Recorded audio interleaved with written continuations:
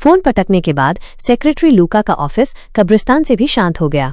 लौंडा दांत किटकिटा रहा था, सोच रहा था कि उसने मेरा फोन काट दिया। हर स्टूडेंट ऑफिशियल मेरी तरफ झुक झुक के नमस्ते करता है, क्या ये सिर्फ थोड़े से पैसों की बात है? भाड़ में जाए, ये प्रोजेक्ट अब और लेट नहीं हो सकता। अगर ज्यादा देर तक कुछ नहीं हुआ तो सेक्रेटरी कॉन्ग जरूर मेरी खाल खींचेगा। सेक्रेटरी लूका ने माथा रगड़ा, लिया को हाथ से इशारा किया। लिया, अगर चेनन के पास सच में इन्वेस्ट करने के लिए पैसा है तो उसे खाने पर बुलाओ। ली शाओ घबराते और उत्सुक होते हुए बोली, ठीक है, मैं उसे अभी मैसेज करती हूँ। चेनन जिम से निकल कर आया, टीचर का मैसेज देख के मन ही मन मुस्कुराया। मुझे खाने पर बुलाना चाहती है, अब सौदेबाजी के पत्ते मेरे हाथ में हैं। पहले इस इन्वेस्टमेंट पर पूरा कंट्रोल करना होगा। पहले लू यांग से बात करके देखता हूँ, फिर आगे का प्लान बनाऊंगा। चेनन उठा और कपड़े पहनने लगा। चेन युआन, अगर तुझे कहीं जाना है तो जा, हम फिर कभी साथ में खाना खा लेंगे। वो आराम से अपनी कुर्सी पर बैठ गया, चेनन को जाते हुए देख रहा था और मन ही मन तारीफ कर रहा था। नाना सच में मेरे लिए सब कुछ सोचती है, कितनी बढ़िया औरत है। अचानक उसका फोन बजा। चेन युआन ने फोन उठाया। कौन? दूसरी तरफ से लड़की ने पूछा। चेन युआन, क्या कर रहा है? ट्रैक पर घूमने चलें? चेन युआन ने आराम से जवाब दिया, बस ऐसे ही घूम रहा था, मुझे लगा तो कोल्ड ड्रिंक पीने के लिए बुलाएगी। फंगमन ने झिड़कते हुए कहा, नहीं, मैं सीधे आ रही हूँ। उसने मन ही मन सोचा, समझ गया, पिछले कुछ दिनों से वैन मेरी तलाश क्यों नहीं कर रही थी, यही चक्कर है। फंगमन ने शर्माते हुए कहा, लेकिन अगर तू चाहे तो मुझे कोई ऐतराज नहीं है।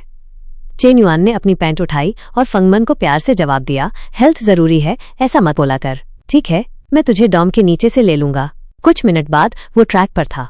मीनू ने चेन युआन को गले लगा लिया और उसकी खुशबू में खो गई। चेन युआन ने प्यार से याद दिलाया, इन दिनों ध्यान रखना, ठीक है? मैं इंतजार कर सकता हूँ, तुझे अपना ख्याल रखना होगा।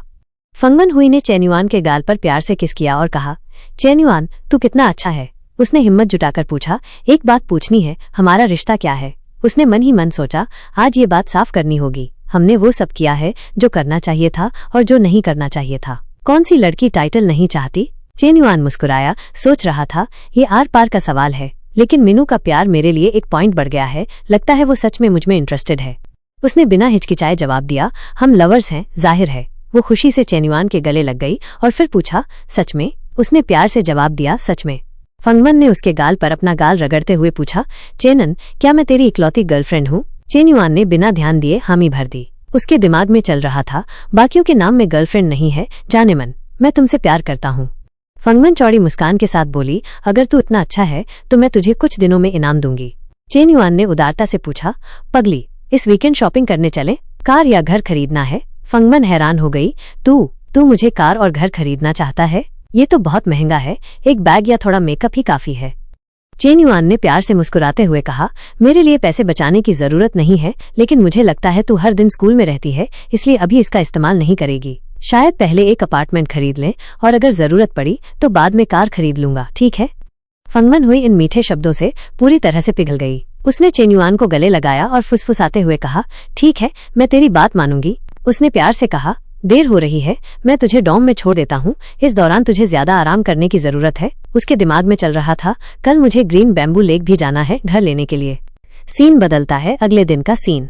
लियो मैंगो ने चेन युआन को वीडियो कॉल किया और कहा, छोटे बदमाश, उठ गया? फ्री है तो जिम आ जा। चेन युआन ने भौहें सिकोड़कर पूछा, मैं कब से सूखा पतला हो गया, तेरा ये वीडियो ठीक है? लियो मैंगो ने दूसरी तरफ से जवाब दिया, सिर्फ बदतमीज आदमी ही इसे बदतमीजी समझेगा। चल बता, तेरे दिमाग में गंदे ख्याल आ रहे हैं? उसने फोन को देखते हुए मन ही मन सोचा, इसका ये टोन, ऐसा नहीं लग रहा कि ये मुझसे पराया जैसा बर्ताव कर रहा है। देखते हैं ये कब तक टिका रहता है। अचानक पीछे से आवाज आई, हे मैस लियो। लियो मैंगो मुड़ी और लाल बालों वाली लड़की को आते देख मुस्कुराई। हे शाओ, तू आ गई? जू वांडिंग ने उत्सुकता से पूछा, इतनी सुबह सुबह क्या मुस्कुरा रही है? लियो मैंगो बस हंसी, कुछ नहीं, बस एक इंटरेस्टिंग दोस्त के बारे में सोच रही थी। जू वांडिंग एक कुर्सी पर बैठ गई और बोली, बता, चाय छलका दे। वैसे भी अभी क्लास शुरू नहीं हुई है, तो लियो मैंगो ने अपनी कहानी शुरू की। मेरी एक गर्लफ्रेंड है, उसने एक शुगर डैडी फंसा लिया है, और पता है क्या, वो आदमी एकदम पैसे वाला है, उसने उसे 3 मिलियन युआन का घर खरीद कर दिया। जू वांडिंग हाफ गई, 3 मिलियन? ऐसे ही? उसकी AEM प्राइस टैग तो कम से कम लाखों में होगी।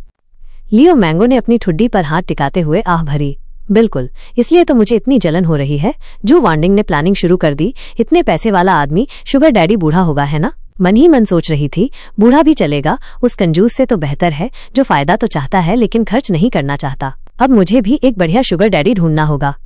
लियो मैंगो ने सिर हिलाया। नहीं, वो 20 साल का है, मेरी गर्लफ्रेंड से भी छोटा। जू वॉन्डिंग और भी उत्सुक हो गई। तो वो दिखता कैसा है?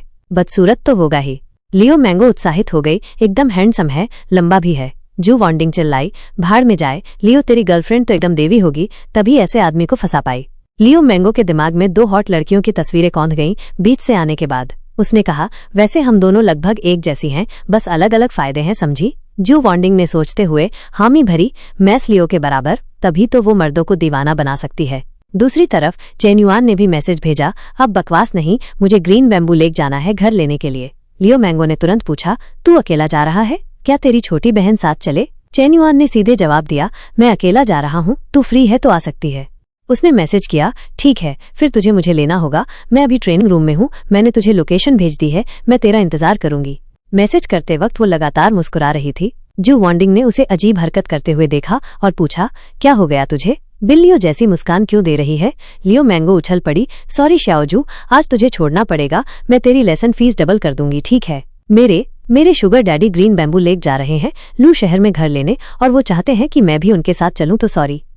जू वॉन्डिंग ने सोचा, ग्रीन बैम्बू लेक? वो तो बहुत फैंसी जगह है, टॉप अमीर लोगों की कॉलोनी। 1 मिनट, क्या वो उसके दोस्त का शुगर डैडी नहीं है? वो उसका घर लेने क्यों जा रही है? लियो मैंगो को जाते हुए देख जू वॉन्डिंग ने सोचा, समझ गई, मैस लियो तो एकदम बेरहम है, अपनी दोस्त का आदमी चुरा रही है, लेकिन अगर मुझे ऐसा आदमी मिल जाए तो मैं भी शायद नहीं हिचकिचाऊंगी। अचानक एक जवान लड़का लियो मैंगो के पास आया, एकदम उत्साहित दिख रहा था। मैंगो, कहाँ जा रही हो? तुम्हारी क्लास शुरू होने वाली है ना? ये लड़का हान लेही था, फिटनेस इंस्ट्रक्टर। लियो मैंगो ने बस आंखें घुमाई, उसे इग्नोर किया और चलती रही। 10 मिनट बाद चेन युआन आ गया और लियो मैंगो बाहर उसका इंतजार कर रही थी। हान लेही ट्रेनिंग रूम से देख रहा था और बड़बड़ा रहा था, एक M9 चलाने से मैंगो मिल जाएगी? उस पिछले मेंबर ने मर्सिडीज चलाई थी, फिर भी नहीं मिली। जू वॉन्डिंग उसके बगल में खड़ी थी, बोली, सिर्फ गाड़ी मत देखो हनी, वो लड़का अपनी गर्लफ्रेंड को 3 मिलियन युआन का घर खरीद कर दे सकता है। हान लेही हैरान हो गया, 3 मिलियन कमाने के लिए मुझे कितने साल पीसने पड़ेंगे?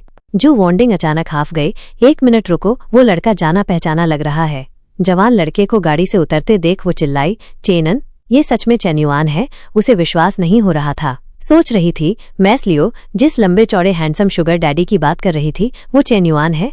दोनों को प्यार भरी बातें करते देख वो सन्न रह गई। उसे एहसास हुआ कि उसका एक्स बॉयफ्रेंड एक मिलियनेयर है और उसने उसे 2 हफ्ते पहले ही छोड़ दिया था। वो वहीं खड़ी रह गई, दिमाग में कुछ समझ नहीं आ रहा था।